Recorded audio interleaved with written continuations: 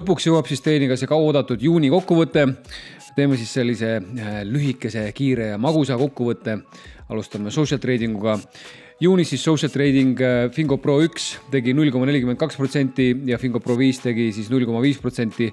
Ja kui me räägime siis ajaloo algusest alates, kui Fingo Pro 1 ja Fingo Pro 5 käima pandi, siis Fingo Pro 1 tegi 77% kasvu kokku, siis alates sellest, kui see käima pandi, ja Fingo Pro 5 on siis teinud algusest alates 144% kasvu. Mis on, ma ütleks, väga hea tulemus, töötab siis kliendi jaoks täiesti käed vabalt ja isegi kuutasu enam lihtsalt osa oma kasumist annad siis ära. Ja üks oluline nüanss on seal ka nüüd see, et muudeti selle performance fee või siis tulemustasu struktuuri või siis kuidas seda võetakse. Nüüd on niimoodi, et seda saab fondihaldur võtta ainult siis, kui kasum on suurem kui drawdown. Ehk siis, kui sul on näiteks, oletame, et tehingud on lahti ja drawdown on 20%, aga kui too kuu tehti 5% kasumit, siis mitte mingisugust performance feed ei võeta. Nüüd lõpuks, kui siis drawdown tõmbab tagasi, ütleme tõmbab nulli, siis võetakse tagant järgise performance fee ka selle 5% pealt, mis sa varasemalt tegid, ja kui seal on vahepeal veel olnud kasumit, siis võetakse ka selle pealt. Miks see nii on?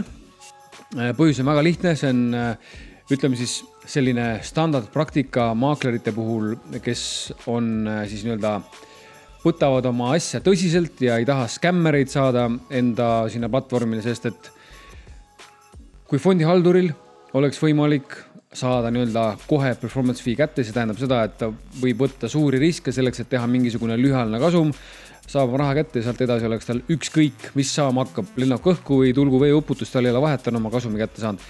Aga nüüd praegusel juhul peab ta mõtlema pikka mängu, igasugused skämmerid ei ole huvitatud sellise asja tegemisest, ehk siis see on kõik kliendi hüvanguks. Edasi Kraitos. Kraitos Classic tegi siis juunis 1,48% kasvu, Kraitos X tegi 2,48% kasvu ja Kraitos Elite tegi 1,38% kasvu.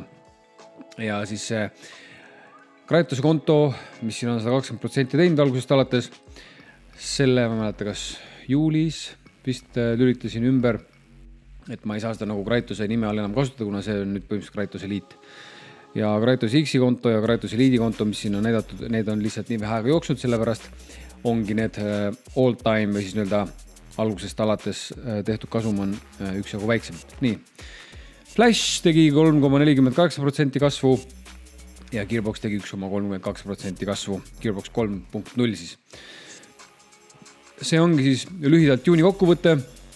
Saad kohe siit selle sama video alt võtta kommentaarist järgmise video lahti, et vaadata ka ära juuli kokkuvõte.